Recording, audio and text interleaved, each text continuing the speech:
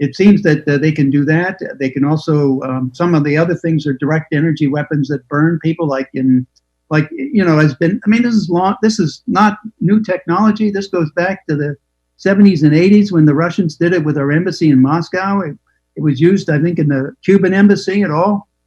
So it's nothing new. I mean, this is simply the older technology that they're working on much more sophisticated stuff now, and it's like even using brain computer interfaces and how that can happen and how you can reverse that to have the computer feed the brain as opposed to the brain feed the computer. So those kinds of things are being developed now too, and I think there's over 100 patents in terms of different energy type weapons and chip type technology, things of that nature. So I mean, this has not been really investigated by anybody to any great degree or extent at all, and it should be, because you cannot trust these people. That down through we've got the historical record of what governments have done with the technologies as they were developing them. They were using them on people unwittingly. People didn't know it was happening. And they were testing them just in the public domain.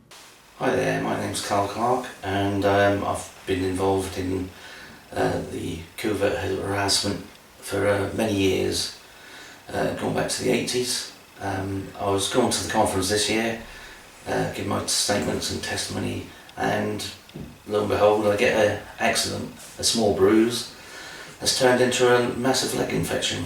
I've had 5 operations on it so far, and I've been told I'm still not healed, so I will be having other operations and skin grafts. And this is from one little trip on a curb. So look, going back some years, I've worked with several agencies, US, Israeli, British, and I first had awareness of the area around TIs when I worked with the Israelis and how we were harassing people and going into their houses, moving things, generally harassing people, stalking them, following them about, just so they were aware that something was happening. And this was all to put their minds not at ease, but the opposite. So I've now spent from the 1980 to 2003 in that area. I became Christian, and from then I've sort of changed my life around, and also been in a marriage of 26 years which failed because of that. Got lovely kids, got a lovely wife, and everything seemed, how can I put it, hunky-dory, as we say in England. But I got elected for my work in the community. I became a councillor for the Christian People's Alliance, and I was the only one in the country. So I got all the what can I say? I got all the respect back, which I lost because of all the what's it called? Oh, I forgot.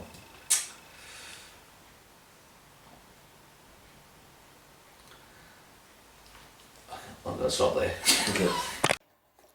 Hello, I'm Melanie Fritschan, the president of a human rights association that is called the International Coalition Against Electronic Torture and Robotization of Living Beings, in short Icator. Today I'm speaking to you to comment on a video that was made by Dr. Todd Grande, who is a psychiatrist or a psychologist, where he speaks about targeted individuals, and it's called What is Called a Targeted Individual. And I would like to respond on a few of these of the statements that are made in this video. So Dr. Todd Grande gives his opinion about what could be happening with a group of people that call themselves targeted individuals. He first sets out to explain what we usually understand as traditional stalking or unwanted pursuit behavior, when one person, person A, stalks and harasses another person, person B. He describes it as fairly common. He then goes on describing the difference with organized stalking, saying it has to involve a group of at least 3 people hired by person A to threaten or spy on person B. He points out that this form of stalking is far less common, according to him, and refers to this form of organized harassment as subjective experiences by certain individuals.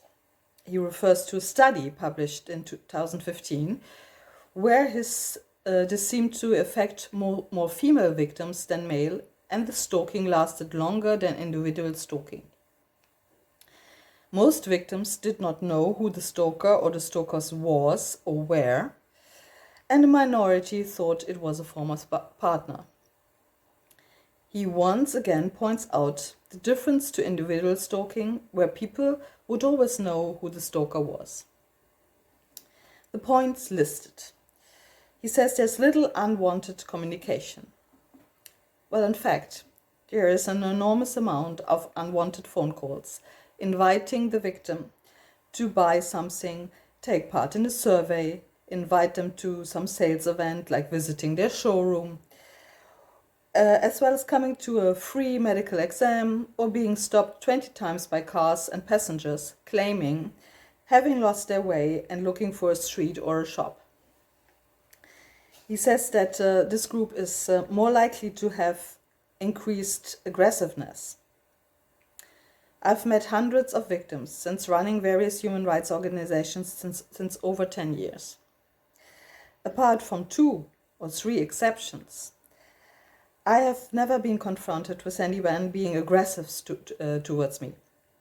Most people were very nice and understanding people, empathic, acted very rationally, and had a high level of education.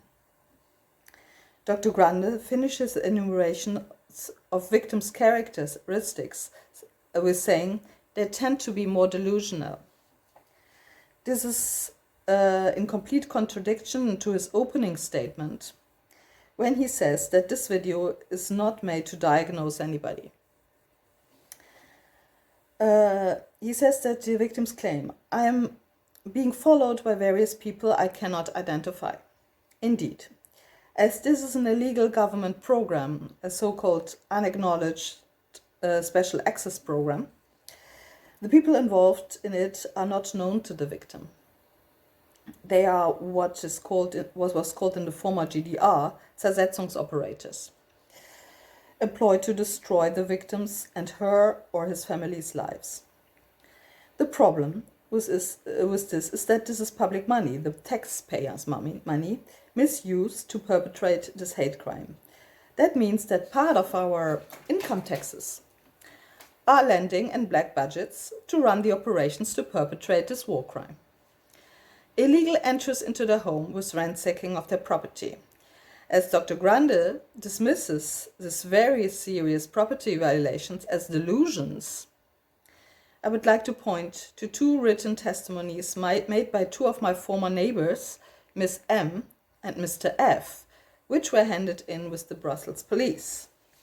So this is my former neighbor, Mrs. M, who describes 2 men, unknown men, that came out of my apartment that presented themselves as real estate agents and said that they were in charge of selling my apartment, which was not the case because I had not put up my apartment for sale.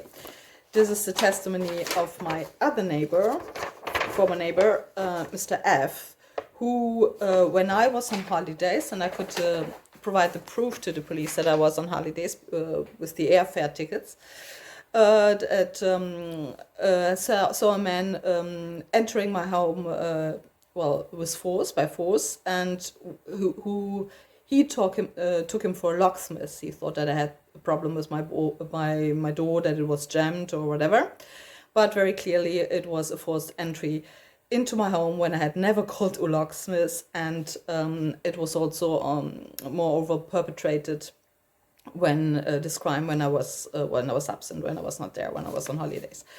This is also, a police report of vandalism done to my car, where there are two witnesses that gave testimony that they were witnesses to this crime. So called for the delusions and regarding the ransacking of the property and the illegal entries into the victim's property. This was concerning the illegal entries into their home and ransacking of their property. And then he goes on saying, some of my neighbors are involved, but not all of them. Dr. Grande puts this claim down to victims thinking that some of the neighbors are good listeners and tend to believe the person, so the victim concludes that they are not involved, whereas others do not believe the person and the victims think that they are involved. Although it may be possible that neighbors may be enrolled in this program in exchange of black money and presents, in my personal case, it seems to be the so-called Zersetzungsoperators. As my neighbors describe people coming from the outside, forcing the lock of my door and entering my apartment illegally to steal and or ransack it, which is part of a psychological terror operation. And that was well known in Stasi times, and been well documented. He goes on saying that gangstalkers is really a version of persecutory and paranoid delusions. Again, Dr. Grande stresses the point that the fact that the victims communicate with each other about their victimization is unhealthy, as it has the negative effect of reinforcing their delusions, according to him. Dr. Grande then goes that far as to say that the victims of organized stalking are actually themselves engaging in stalking behavior. He gives the examples of the Navy Yard shooter Aaron Alexis and the Florida University shooter attorney Maren May. As explained in one of my former videos, perpetrators try to push their victim to commit an act of violence, either against himself or herself or himself in committing suicide, or regrettably, like in some very minor cases, the torturers achieve their goal in making the victim commit an act of violence against others. The final objective always being to destroy the victim's life in achieving psychiatric or criminal incarceration or death. In Alexis's case, he had been trying to contact one of our sister organizations before committing this act, and we find inscriptions like, "End the torment. This is my ELF weapon," and "Better off this way," carved on his shotgun. However, I certainly agree with my Canadian colleague Galina Cordina's assessment when she says the community of this cruel and degrading human experimentation does not condone violence or any act of violence. In the case of Myron May, like most victims, he was highly educated. He was an attorney who, unfortunately, was driven to this very regrettable act of violence, seeing this as the only definite way out to escape his torturers. Myron May sent various packages with documents concerning his targeting to other victims, and I suspect that the fact that he committed this violent act out of desperation on 20th of November 2014, the very day we hosted the world's first covert harassment conference here in Brussels, of which I was one of the main organizers, was not a coincidence. I may add that we had the honor of welcoming former NSA technical director and well-known whistleblower, Mr. William Binney, as our keynote speaker at this conference. Furthermore, just today, I was sent journalist Ella Free's interviews with former Secret Service agent Donald Jackson, considering himself to be a targeted individual and acknowledging this illegal government program.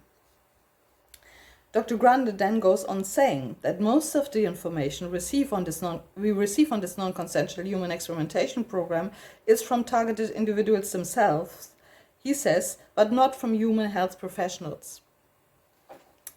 There are various health professionals, as well as former members of the intelligence services, who have informed the public and their peers about this exponentially growing illegal human experimentation. Dr. John Hall, American licensed physician. Dr. Terry Robertson, American psychiatrist. Dr. Colin Ross, American psychiatrist, Dr. Hildegard Stenninger, American toxologist. From the intelligence community, we have whistleblowers such as William Binney, Kirk Wiebe, Carl Clark, and Dr. Barry Trower. On the subject of organized stalking or gangstalking, as Dr. Grande refers to it, I would like to cite an extract of an interview Dr. Barry Trower gave to my former colleague at the International Center Against Abuse of Covered Technologies, Last Regard. Mr. Trower states in this interview that when you are gangstalked, you are tested for fear. Senior Special Agent Ted Gunderson, a legally targeted FBI whistleblower who oversaw 26 FBI offices, signed a notarized affidavit under oath on 26th of April 2011 on the issue of gangstalking in the Federal District Court for James Walbert's court case. Again, despite his claims at the beginning that he's not placing any diagnosis, Dr. Grande refers yet once more to targeted individuals as people having these types of delusions. At this point, I would like to show you two examples of visible injuries I have received and that the large majority of targeted individuals receive when victimized by this war crime. So this is the area of my body where quite a large field of nanites have been implanted against my consent. This is bilaterally the inner sides of my thighs and the genitals. Various times, day and night, these are dialed up and radiated, which will then burn the flesh and leave these kind of burn marks. And contrary to Dr. Grande's claims of delusions, we have here visible burn marks. So I hope you can see that. These are X-rays of medical clips implanted into my body without my consent. So we have the clips here and here. I hope you can see that. He also says that targeted individuals describe themselves as having a very high IQ. In the episode on targeted individuals presented by Jesse Ventura on True TV, in the opening statement, when Jesse Ventura interviews psychiatrist Dr. Terry Robertson to better understand the issue of government targeting and of regular citizens, Dr. Robertson explains to him that the victims are a very highly educated group with college degrees and often postgraduate education. Highly educated people. Let us remember that if we believe Dr. Grande, physicians, and in this case mental health physicians, such as Dr. Terry Robinson, would not even exist. As he states earlier in his video, that the information we get about targeted individuals comes from the targeted individuals themselves and not from human health professionals. I myself would like to add to this that one does not exclude the other, as I know various doctors who themselves are illegally targeted and enrolled in this unacknowledged special access program. As it is the case with many lawyers, attorneys, and even judges. I would like to remind you of the Florida State University shooter, attorney Marion May, who was a former prosecutor. In the True TV episode presented by Jesse Ventura dedicated to the growing issue of targeted individuals, we also have the declarations of Judge Judy, who, attacked by directed energy weapons, describes feeling terrorized and confused. As a closing statement, I would like to point out that while Dr. Grande, who seems very uninformed and clearly has not studied this kind of victimization and illegal human experimentation in detail, refers to this crime again as a delusion. He gives the advice to the victims not to engage in any internet discussions, as they will, according to him, only foster the delusions, which can only get worse. He says that this mass delusion, according to him, really is quite dangerous, as targeted individuals believe that everyone is out to get them, which can result in violent action. American COINTELPRO and East German Stasi Zersetzungstactics are still used to this day. We know from Stasi history and documents that the aim was to disrupt the target's private or family life and to destroy their career, the relationship with their spouse, their reputation in the community, and alienate them from their children. Personally, I have experienced all that. We also know that overall there was a ratio of 4 or 5 authorized Zersetzungsoperators for each targeted group and 3 for each individual. This is in contradiction to what Dr. Grande claims, that the victims would think that everyone is out to get them. Maybe the only claim we can agree on is that organized stalking is perpetrated by a group of at least 3 people persecuting one victim, which is also documented in the operational procedures of the Stasi. We also agree on that we have to prevent violent actions such as mass shootings by victims that have been driven to it via cybertorture and organized stalking tactics designed to achieve this goal. However, we have to solve the problem and ending this crime against the human soul in initiating an international investigation and enacting and or reinforcing appropriate legislation, not in silencing the victims, revealing this crime globally.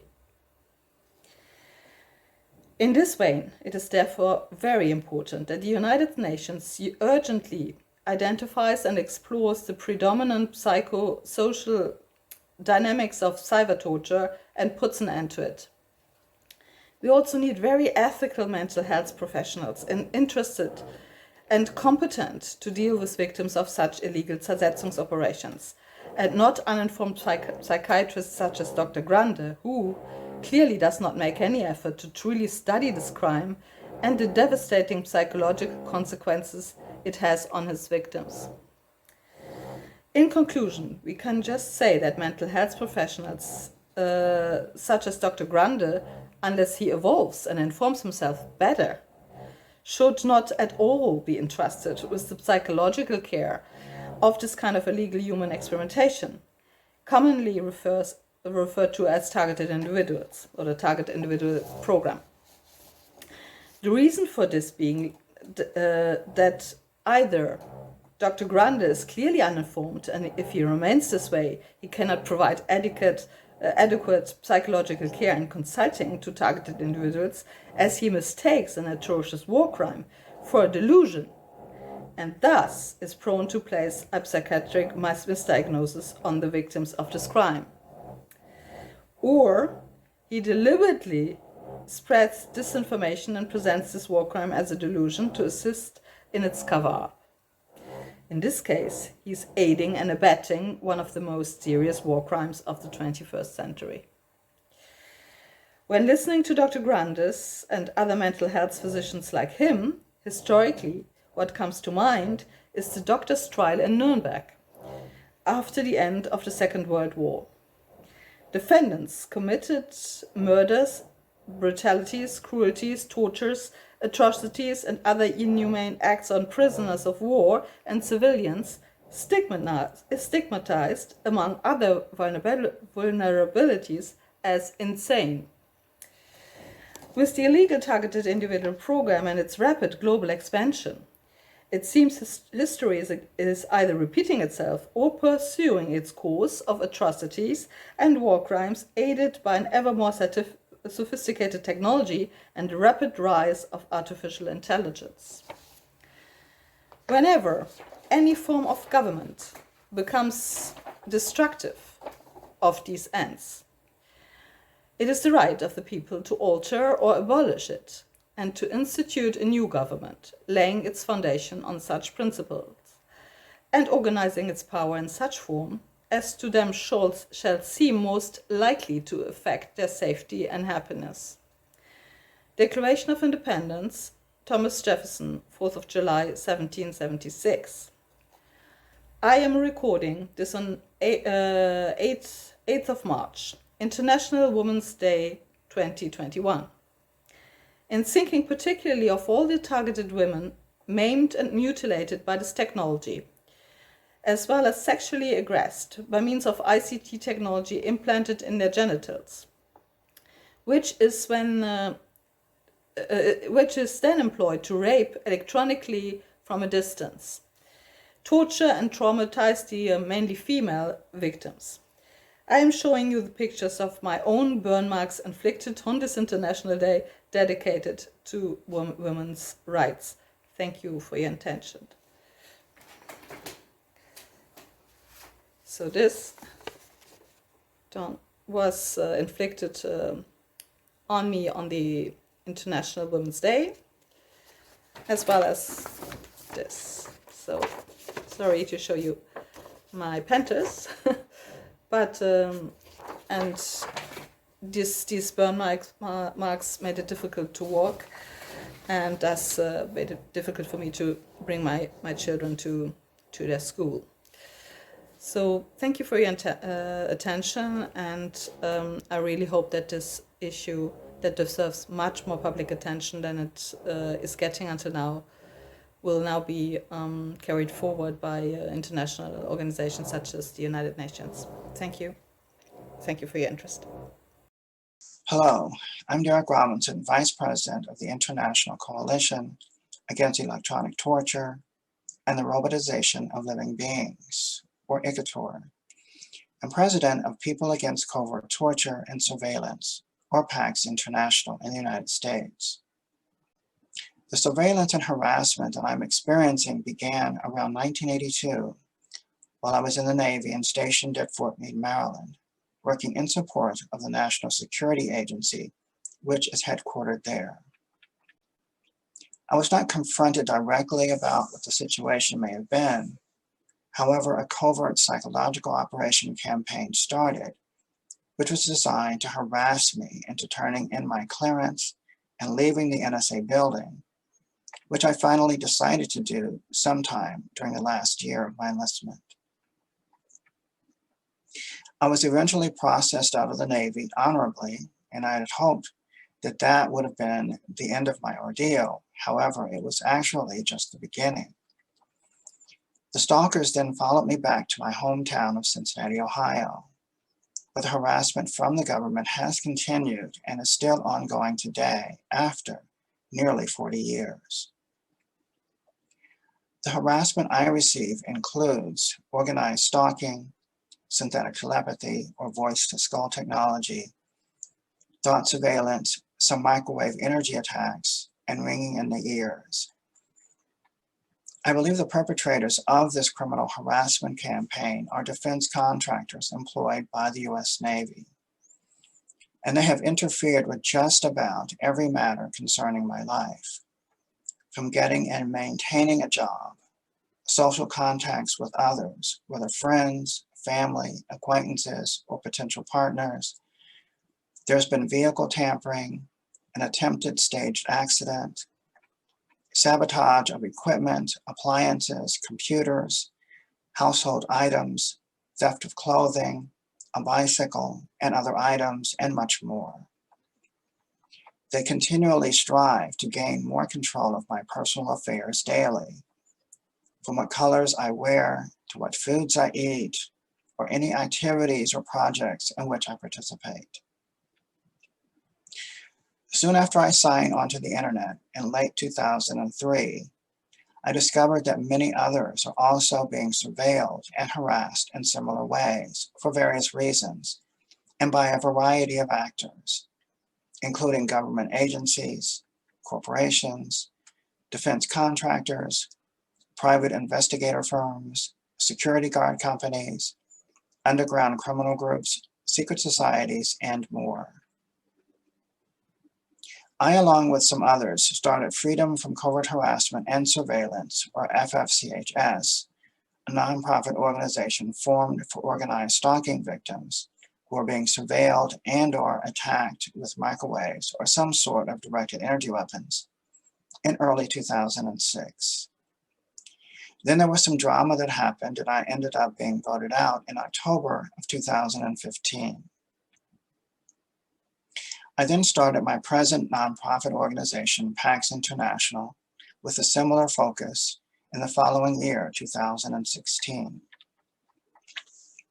PAX International joined forces with Icator officially in July of 2020, although we as a community established a liaison with the Office of the United Nations Special Rapporteur on Torture, Nils Melzer, in February of last year.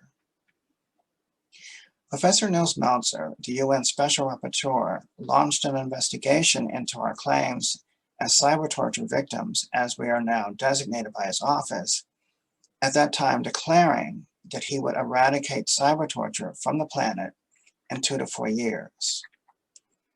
We are gradually becoming more active and effective with our mutual missions, particularly since the recent publicizing of the plight of the US diplomats to Cuba and China, who are generally believed to have been attacked with microwave weapons. And now, as we at Icator start to prepare for litigation about our issues, our community is beginning to look forward to the day when we will regain our lives, dwell in peace, and enjoy our constitutionally guaranteed rights to life, liberty, and the pursuit of happiness.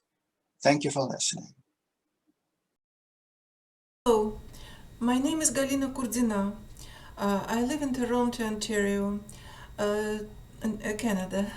Today I would like to talk about a video of Dr. Grandet, a video with name "What is a targeted individual, gangstalking or group stalking?" I would like to support testimony of Melanie Vrichen, who is a president of non-profit organization Icator. I am a board member of this organization. In my testimony, I will use abbreviation TI instead of targeted individual and TIs instead of targeted individuals. So I watched this video and I would like to comment on the main fabrications and lies in this video by Dr. Grandet. First, in most cases, gangstalking is in fact organized by governments and their institutions, like law enforcement, secret police, and so on.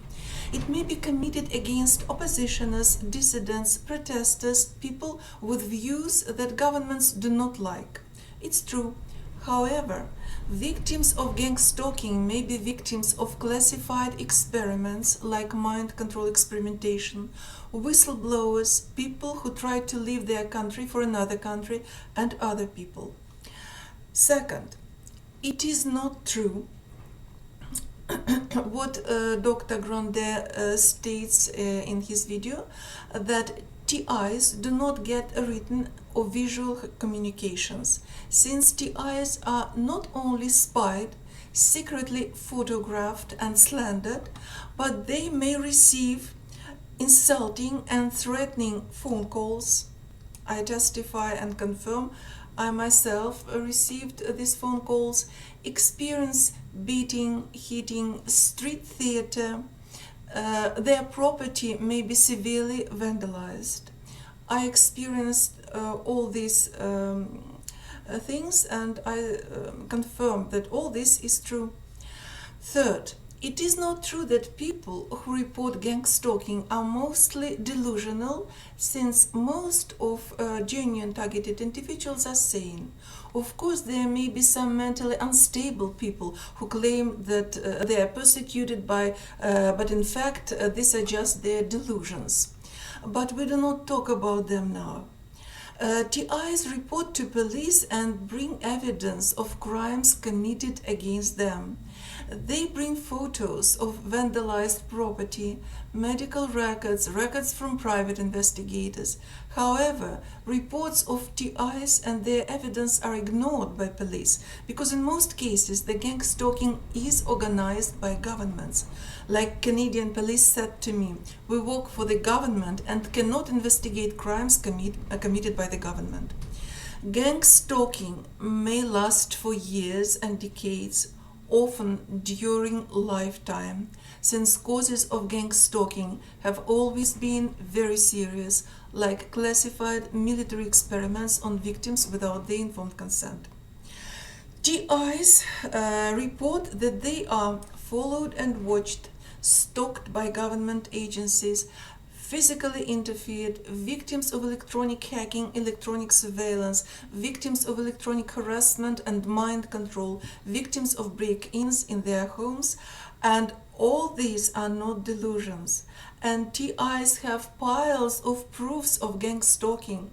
For example, victims of electronic harassment and mind control have collected a lot of medical records, records from private investigators, psychologists, psychotherapists, and other experts, that they have implants in their systems, that they are victims of V2K and specific electromagnetic effects, which manipulate their minds and bodies.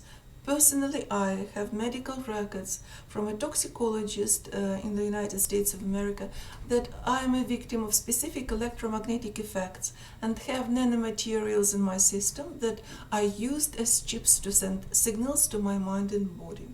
I have records from a private investigator from America who supported all these conclusions of a medical doctor. I have records from psychotherapists in America who stated that I am a sane person without any delusions or schizophrenia or whatever, psychosis, but I developed post-traumatic stress disorder as a result of psychotronic mind control attacks upon me. Furthermore, I have records report from a technician with conclusion that Galina Kurdina is a victim of brain-computer interface, artificial technology and mind control technology. Key statement was stated by the criminal network, mind control letters. I would like to comment that this war conclusion made after analysis of my video. Special equipment and special programs can extract voices of criminals that are somehow recorded by cameras. When we record our videos, perpetrators may attack us in this periods of times, and their voices may be extracted with special equipment and special programs. So after analysis of one of my videos, technician made such a conclusion that I am a victim of brain-computer interface, artificial intelligence technology, and mind control technology. Key statement was made by the criminal network, mind control letters. Technician also can verify that Galina Kurdina is telling the truth based off the survey that she filled out of criminal activities such as video voyeurism, stalking, cyber harassment, illegal monitoring and surveilling, torture, criminal statement, torture me, cyberbullying and stalking, social engineering and conspiracy to murder. The criminals also admitted that they were attempting to assassinate Galina Kurdina. There is audio evidence to verify that her statements are true and that she is targeted with the use of electronic equipment and military member involvement. The mind control technology is torturing Galina Kurdina. She is feeling the pain. The network is aware pain is intentional and the equipment is being used to harm Galina Kurdina. This is a crime known as torture and is the reason and the cause for her headaches and brain fog that Galina Kurdina is experiencing. I would like to stop this reading because it seems to me that this is enough. Next point. Dr. Grandek claims that if targeted individuals report to police, talk to politicians, ask their doctors for help, they actually themselves stalk police, doctors and politicians. This is very unusual, and I may say, perverted. This is perverted logic of Dr. Grandet. TIs do not approve actions of some victims like Aaron Alexis, who killed people, which in his opinion were his perpetrators. These extreme actions are not accepted in TI community. Next point. Dr. Grandet claims that TIs think that the whole world is after them. It is not true, and often TIs exactly know names of their perpetrators and do not blame innocent people. Like I exactly know names of some of my perpetrators, and I even reported these names to police in Toronto. Just they ignored and neglected my reports. This is another problem. But I know names of some of my perpetrators. And of course, I do not blame other innocent people for this crime. What is interesting in this video by Dr. Grandet, his perverted logic. When exactly the same crimes were committed against people in former socialist countries like USSR and Eastern Germany by their secret police agencies, they were immediately admitted and condemned by Western governments. However, when police governments in the USA, Canada, Europe themselves conduct policy of Zersetzung against their own citizens, reports of these crimes are proclaimed delusional. When employees of Canadian and American governments are attacked abroad, like in Cuba, China, in Russia, in Moscow, of course, American, Canadian governments immediately proclaim that Cubans, Russians, Chinese are very bad. But when they themselves, Canadian, American governments, commit the same and even more heinous, more horrible, more horrific crimes against their own citizens in their own countries, they proclaim themselves advanced democracies. TIs who dare to report gangstalking are labeled delusional, paranoid, psychotic, schizophrenics in Canada, America, and other countries. Psychiatry, which labeled sane people with false psychiatric diagnosis in the former socialist countries, was condemned by Western doctors as punitive psychiatry. However, nowadays, when American or Canadian psychiatrists like Dr. Todd Grandet label sane TIs with false psychiatric diagnosis without even seeing them, talking to them just indiscriminately and in absentia, everything is okay. Such psychiatrists like Dr. Grandet consider themselves great humanists and perfect professionals. Very nice and convenient position of Dr. Grandet. Convenient for him and the government that probably pays him for this disinformation. Thank you. Bye. Hello, my name is Harald Brems. I'm from Berlin in Germany, and I'm a victim of organized stalking and torture with neuroweapons, or so-called directed energy weapons. I'm a victim now since 19 years. I'm also concerned from cyber stalking, cyber torture, gaslighting, slander campaigns. People are telling rumors and lies around me. All kinds of sabotage, stuff like that. I'm also the founder of the Initiative Against Electromagnetic Torture in Germany. What is a band of people who are trying to raise awareness about these crimes against humanity that are done with neuroweapons worldwide, not only in Germany. And I'm also working together with Icator, what is an association that works on an international level. And what I'm asking you is, please support us, support our association. Support us by doing video statements like this. Make interviews with journalists, write to journalists, write to politicians in your area, or write to artists in your area. This is what you can do, what everybody can do. And it is so important that we all speak out about our problems, that we talk what is going on, because too many too many TIs are too afraid to talk about what is going on in their life. And it is so important to come out with your story. So please help us and let's fight together to solve this problem. Because if we don't solve this problem now, it will concern so many people in the future.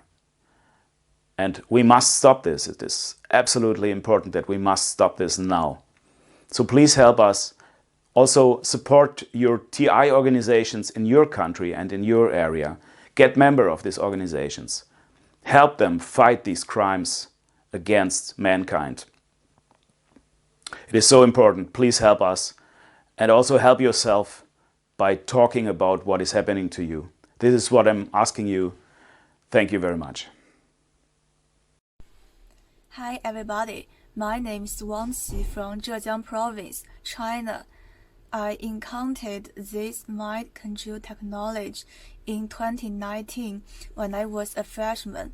This V2K technology imitated the discussion of my classmates back then, tricking me into believing that the dormitory was equipped with surveillance camera and my privacy was disclosed.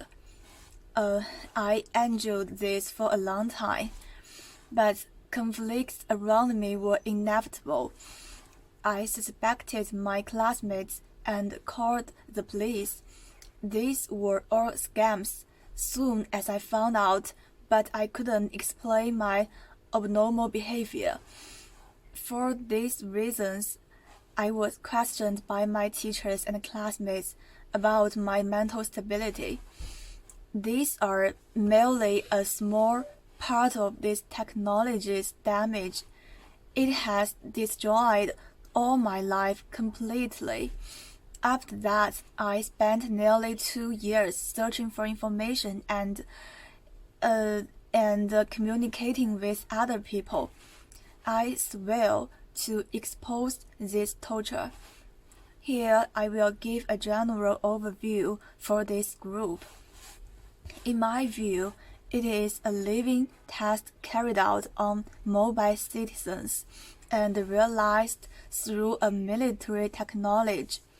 Such military technology is well proven to interfere with specific neurons at critical moments, transmit sound information, and even simulate the direction of sound.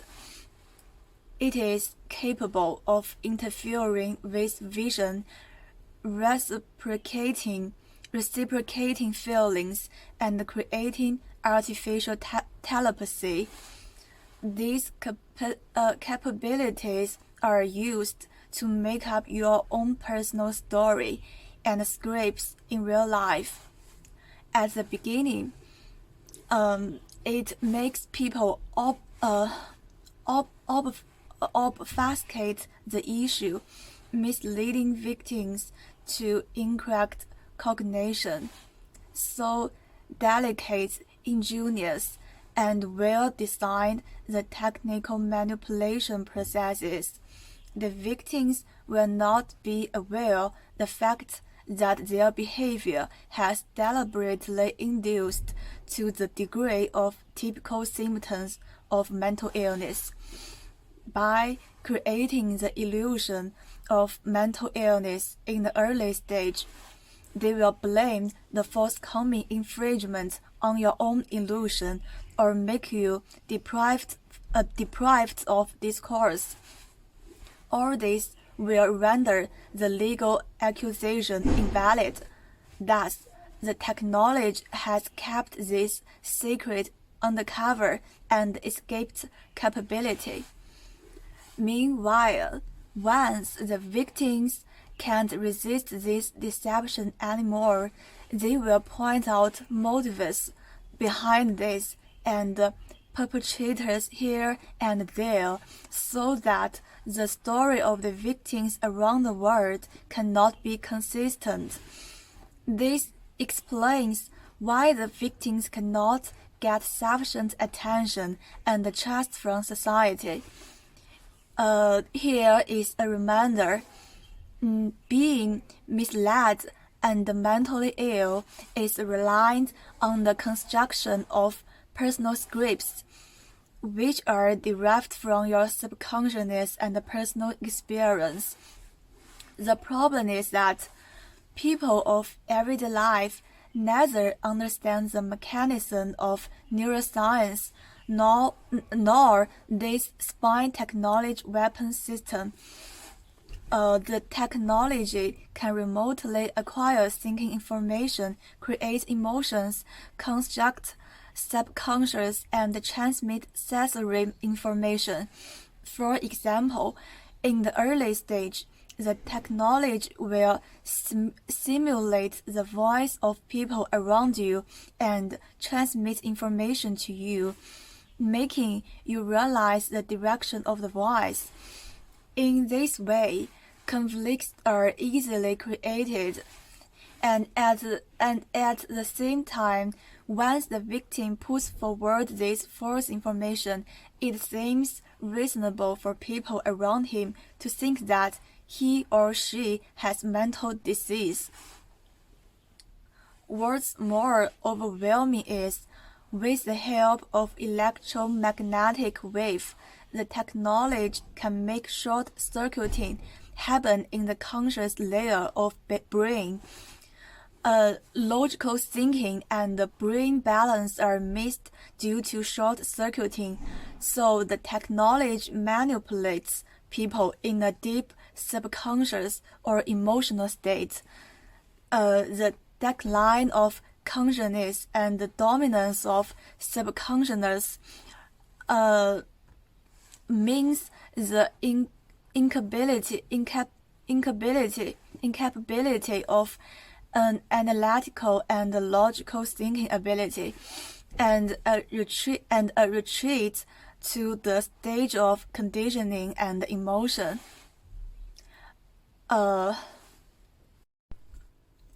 This physiological status makes the victim in a subconscious state difficult to recall, think, or even express, and vulnerable to find back their deliberate hypnosis, brainwashing activities.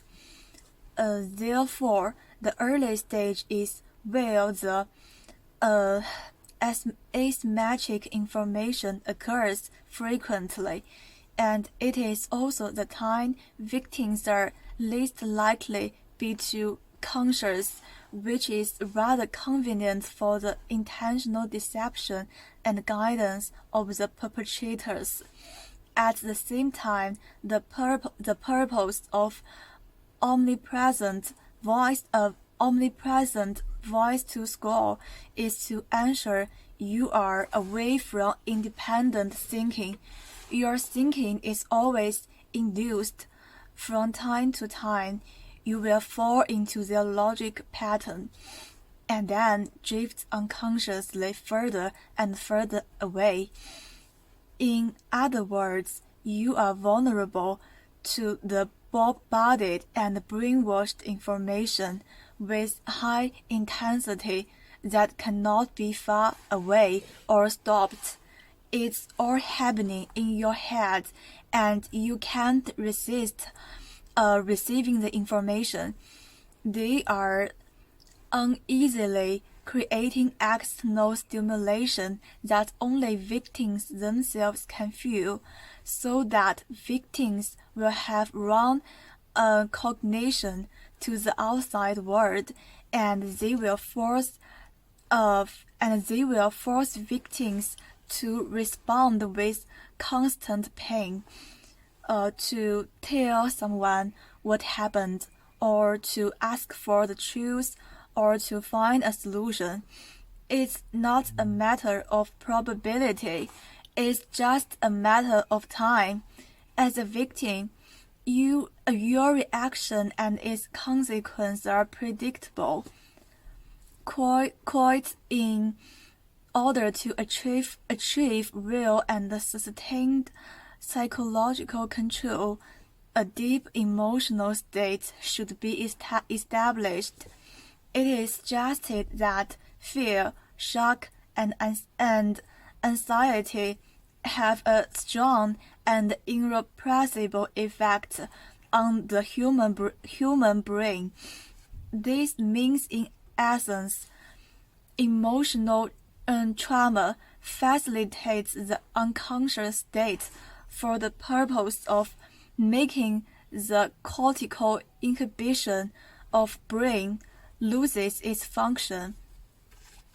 When people are exposed to this tricky, cruel, and unknown technology, they are frightened and could not help but tell and explain to the people around them, so as to keep their psychology in a balance.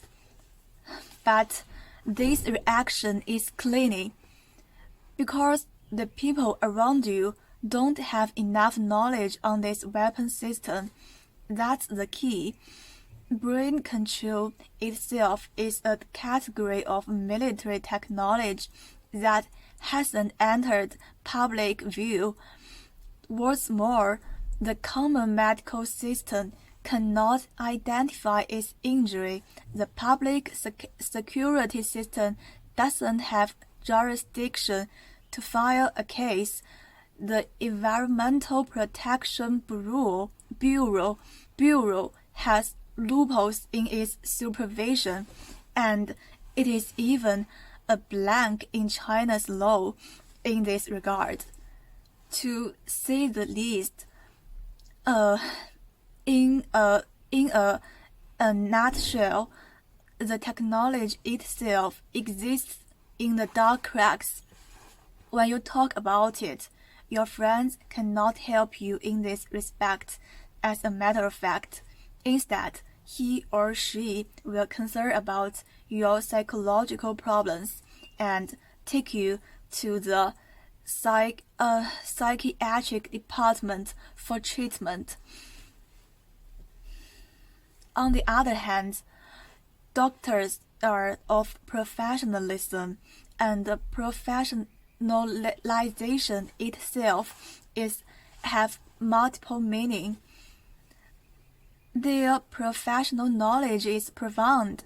At the same time, it also reflects another meaning, that is, their knowledge is narrow, limited to the sheer mental problems they have already known and the relevant diagnosis process. Thus, this leads to the question that doctors don't care about how the so-called technology of brain control weapons is realized technically. Meanwhile, they can't think outside the box of medical science because psychiatrists have been anchored themselves in the study of their own medical logic so as to be more professional and profound. Do you know why?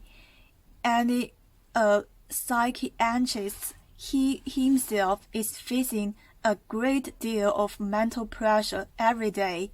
He treats a patient who looks fine but may actually have a disease in a very mysterious environment, because his logic pattern is that anyone who turns to him is problematic or has mental needs. Otherwise, why would they go to psychiatry? So, psychiatrists will do their utmost by using their expertise to determine whether the patient is in a state of mental illness or not. Within a short period of time, psychiatrists have limited energy to consider what the patient revels as military weapons. They use their own psychiatric expertise to diagnose whether the content the patient has described is aligned with the criteria of psychosis. As the following, they will give you an outlet by constantly creating a different situation so that you believe you can prove your experience.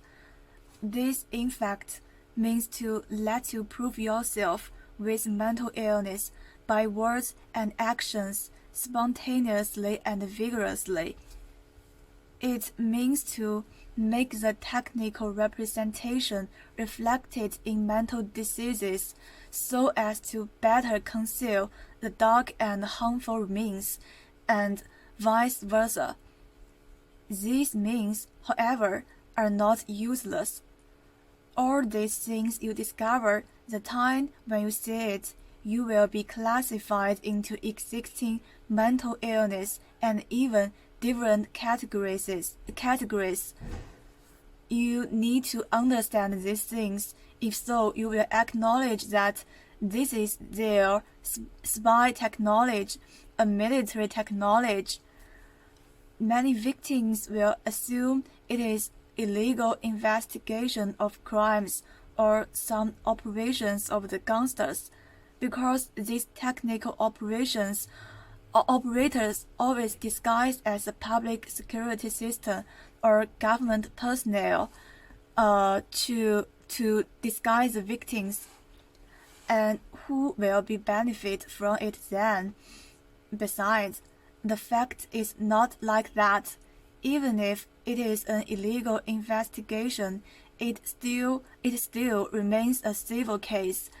This is because the information is sifted. People of everyday life do not understand the actual operation of the public security system, which decides their speculation and judgment of such level. When you attempt to prove with your own symptoms and experiences, for example, there is a voice transmitted from school, they will argue that you are auditory hallucination. If your vision is blurred or altered, they will see that you are visual hallucination. In fact, the classification of psychosis itself is very complicated, while its purpose is not. Honestly speaking, the classification of psychosis is a paradox in itself, by virtue of which is an attempt for covering up the development of some pertinent sophisticated technologies. In it lies the darkest side of society, while it is presented to every pleasant and positive person. This is the secret of the first magnitude. The more important the secret is, the more it should be presented to the public, so that the secret itself cannot be disclosed. Everyone thinks that how could the stuff we watch every day be secrets? This is the best hidden place to keep the secrets of the first magnitude. Since the 1950s, it has nearly become a synonym of political persecution in the Soviet Union. It merits attention that schizophrenia is only diagnosed by symptoms, with focal or causes unknown, and cannot be detected objectively. In addition, psychiatry is a subject in the sense of statistic, that is to say, compared with the vast majority of people, the abnormal phenomena will be statistically categorized into this large dissimilar framework. At the same time, it is also a subject in the sense of correction, absorbing new abnormal phenomena continuously and makes it a typical symptom, and then become a new criterion for diagnosing mental illness. For example, this subjectivity can only describe the feelings of victims subject to brain control technology. Those people will not be deemed as victims in society, but are forced to be in group of mental illness, and then enrich the subject with their own symptoms. Because the diagnosis of mental illness itself only relies on the external symptoms, and there is not even enough advanced equipment to identify and confirm it. In fact, due to the increasingly refinement of professionals, the experts are more and more specialized on a certain area, so that their expertise is common for psychiatrists who don't know how to use the radio, holding a hammer, and takes everything as a nail. Therefore, even the authoritative judgments recognized by the society cannot distinguish the victims of brain control technology from the patients with mental illness.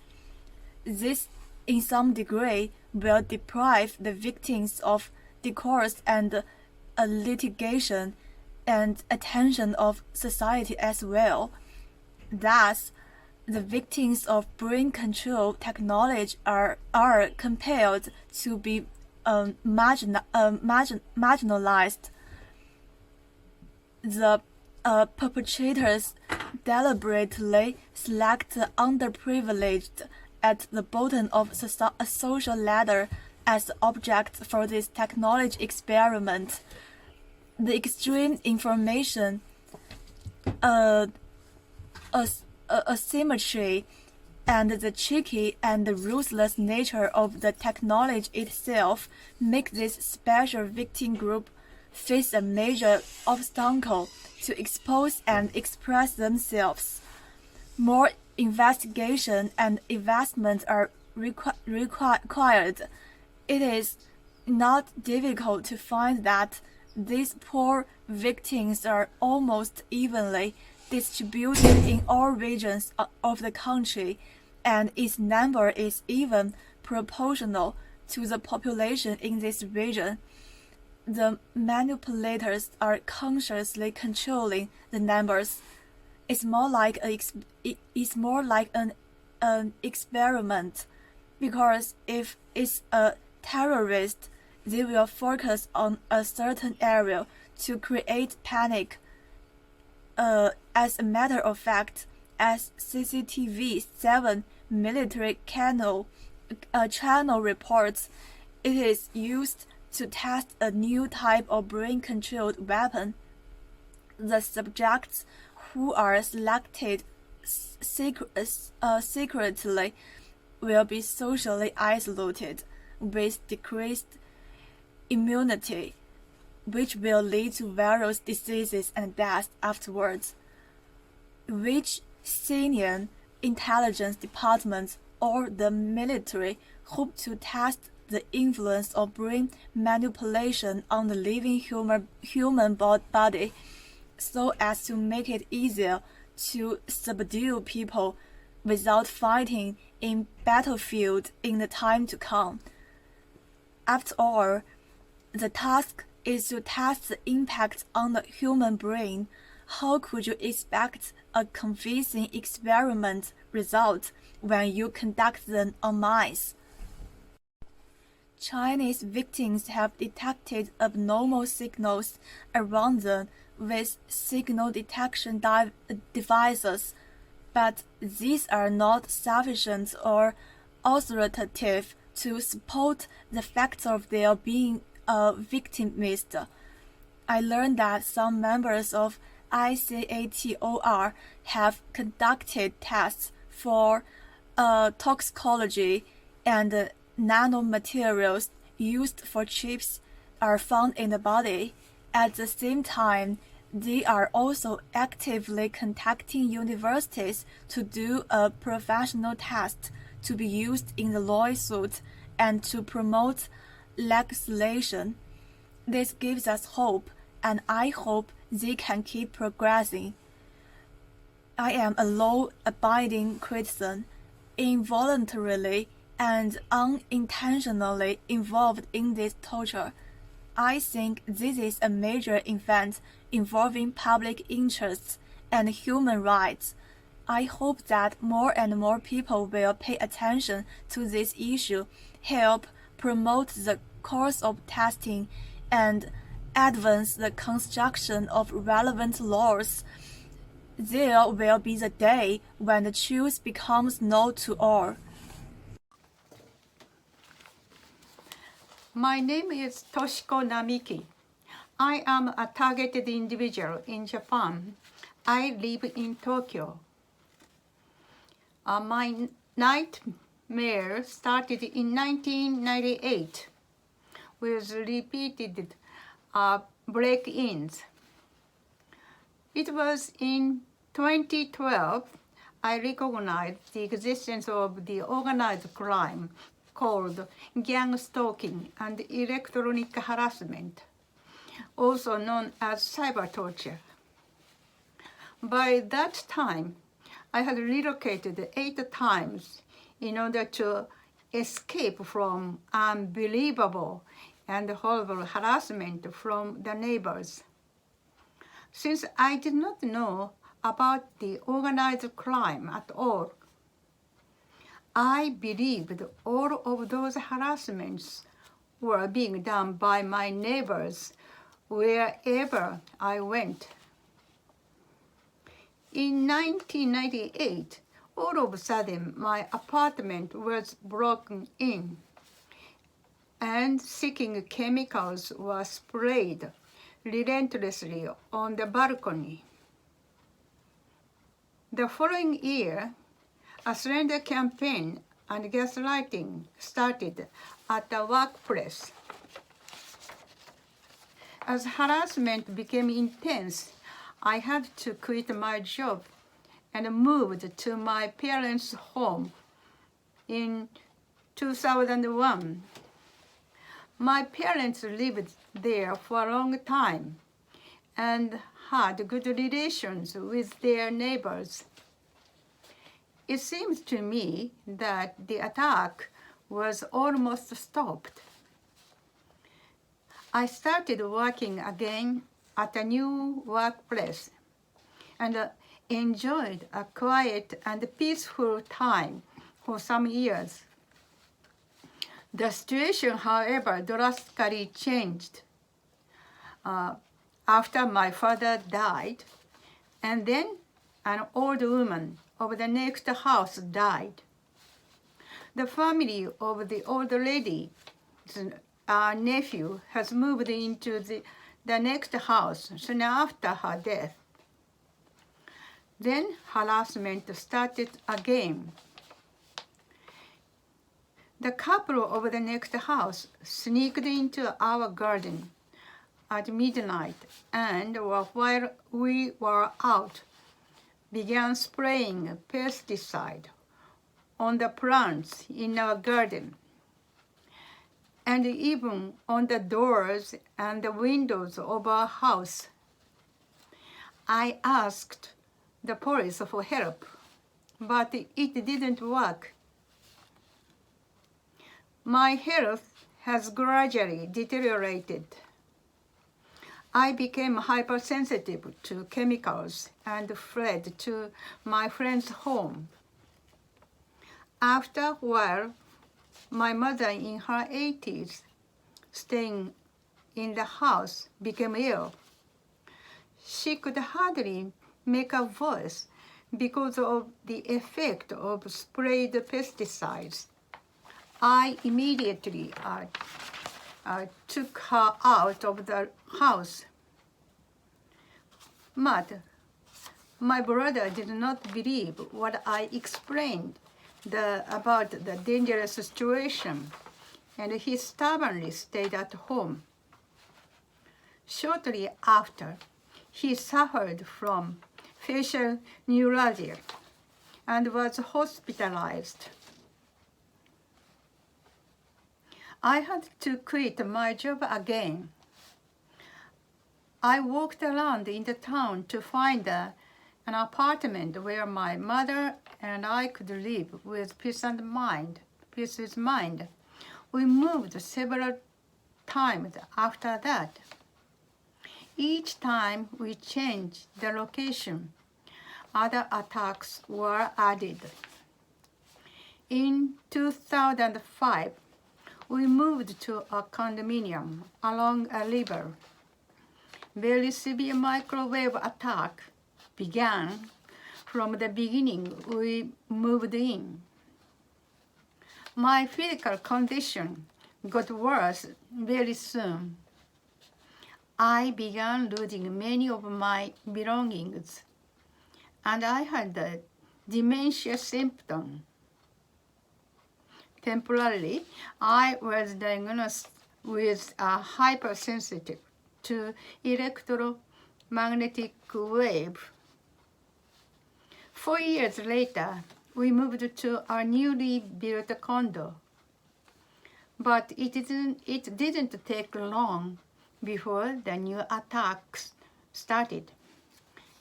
Very serious electronic torture began, such as sleep deprivation, forced to sleep,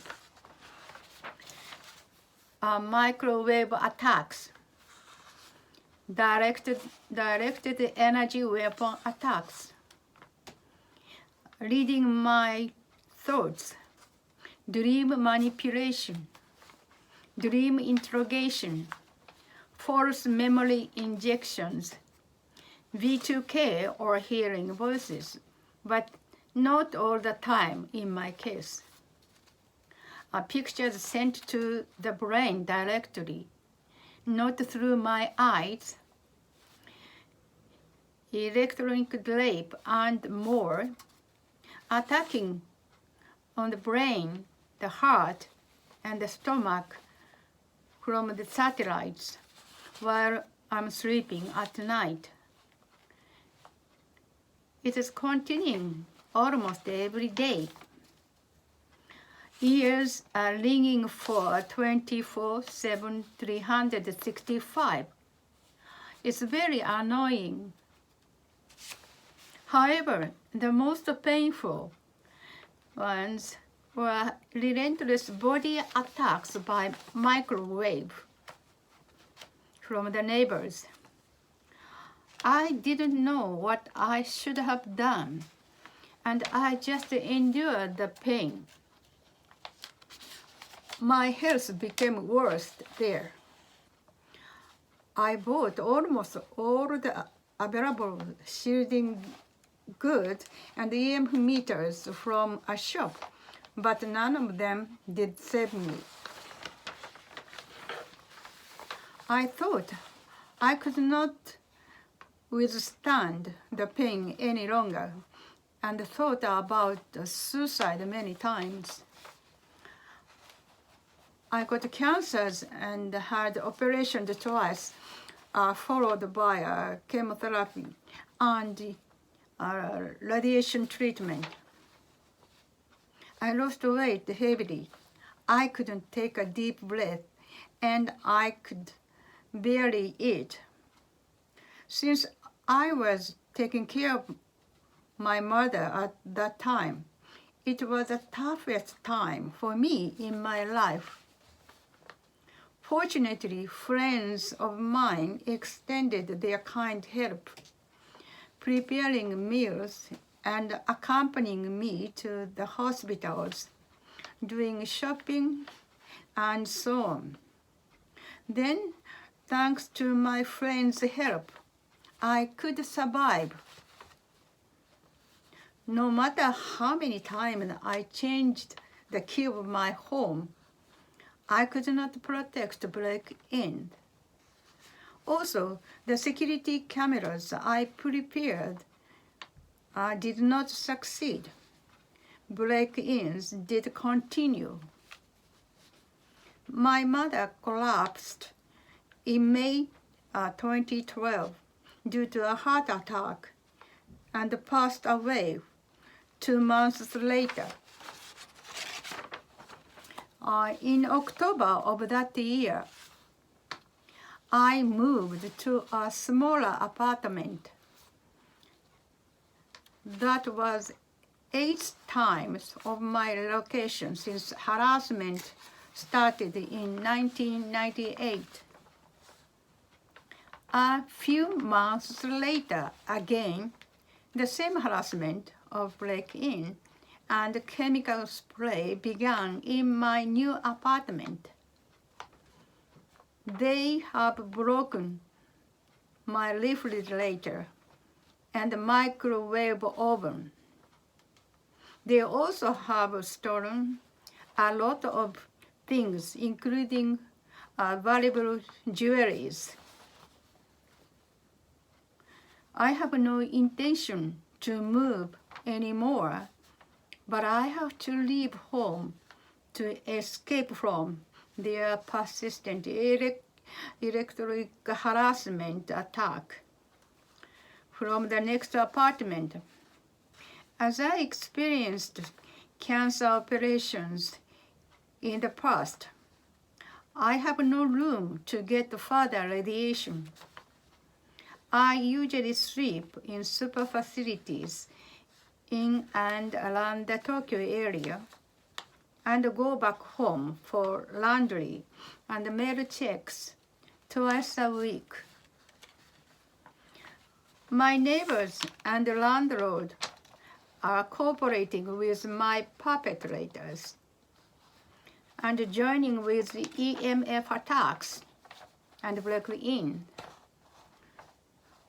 From my past experiences, I've noticed that the police, religious groups, gang called Yakuza in Japan, neighbors, and a lot of unknown people, from kids to aged people, are joining in this harassment game, either as their jobs or for money. Foreign agencies may be involved in this. Also, big tech companies and other major companies, universities, as well as certain hospitals, are also joining in this secret program. To a certain degree, I believe the mass media, in a sense, could be an accomplice. In December of 2012, I happened to find the victims group on the net. Then I visited their office in Tokyo. To my surprise, I came to know there are a lot of victims throughout Japan. So I finally, at the end of 2012, I recognized I was a targeted individual for the first time since my targeted life started. I wanted to know that who is doing this heinous and nefarious organized crime. What is the purpose of that? I began researching this crime eagerly. I became a member of the Overseas Victims Group of FFCHS or PACT, and I have learned a lot from them by listening to their podcast and reading their newsletters. Now I understand this is an extremely huge global crime, and there are a lot of victims called targeted individuals all over the world. And many of them are desperately seeking help, like Japanese TIs. without getting help from anywhere. TIs are struggling and surviving every day. Some of them have committed suicide. Some have committed serious crimes. And quite many TIs have experienced psychiatric hospitalization in Japan too. The global targeted program must be stopped immediately and should be exposed to the public. Thank you for your attention.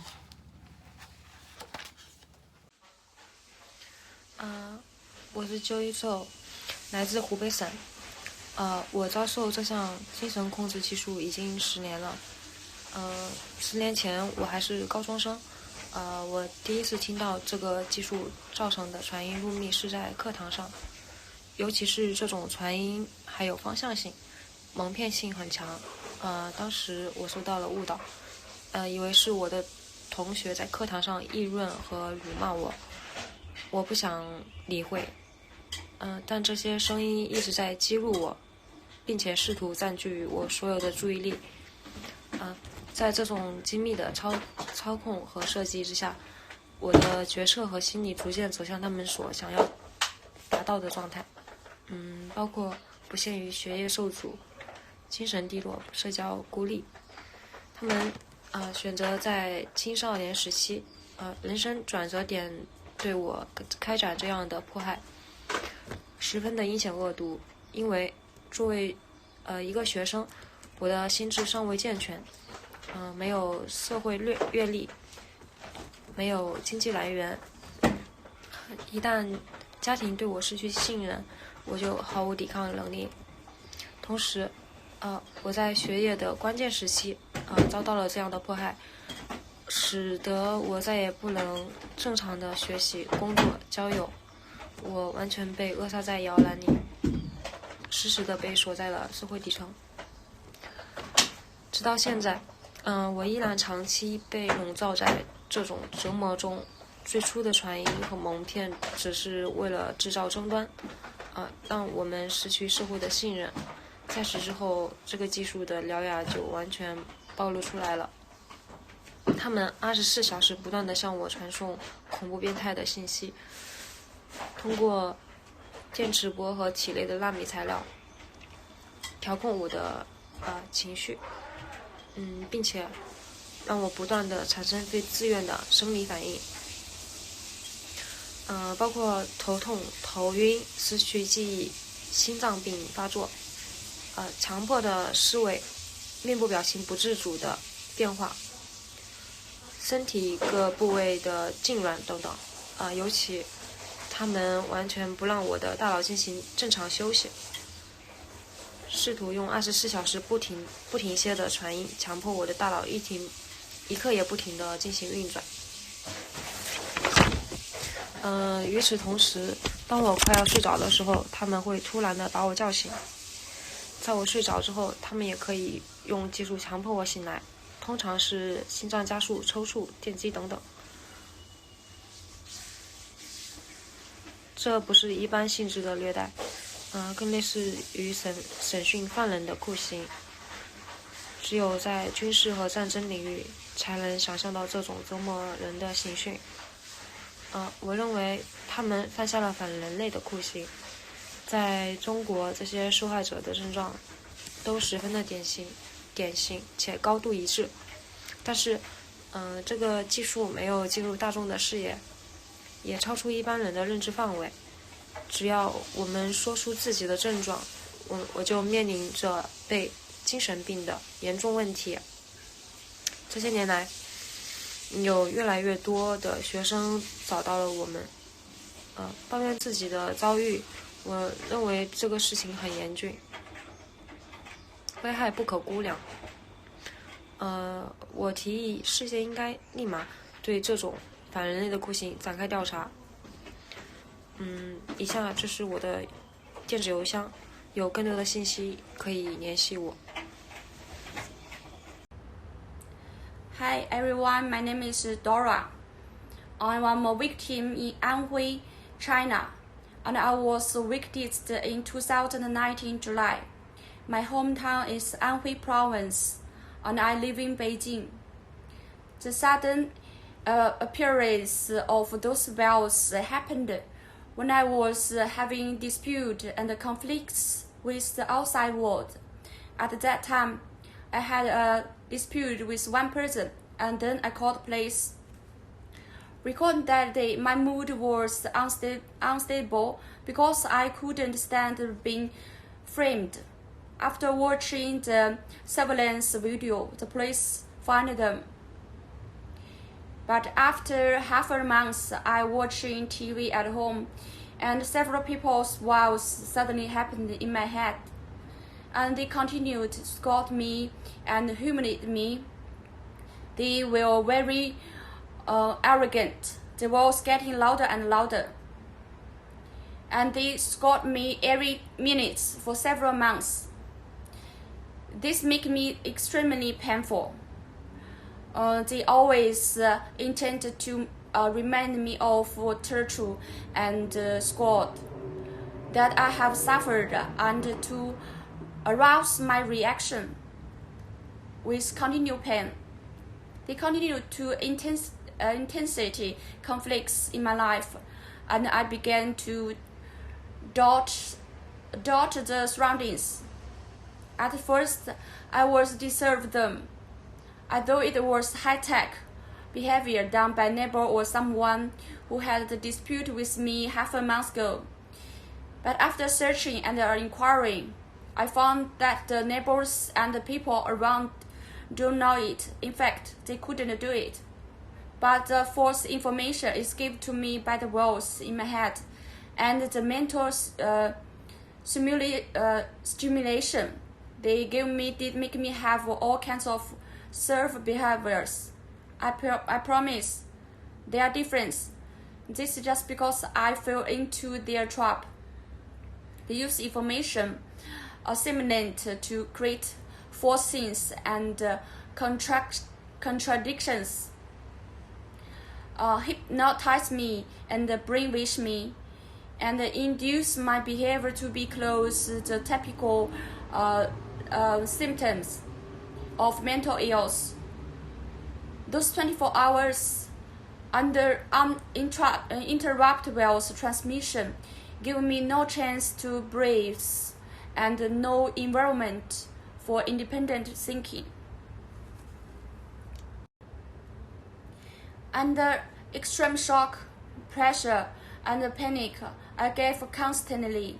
When I told my experience to people around me, this happened to be that they expect to see. I asked people around me to help, but they usually think I am mental ill. I went to the hospital and slowly discovered that the mental illness is only judged by symptoms, and there is not enough evidence to confirm it. I turned to the police, but they did not believe me and asked me to collect evidence to prove the existence of this technology. The situation is very terrible. I don't have enough ability to collect this evidence, and in this case, it's difficult for me to get understanding by the people around me.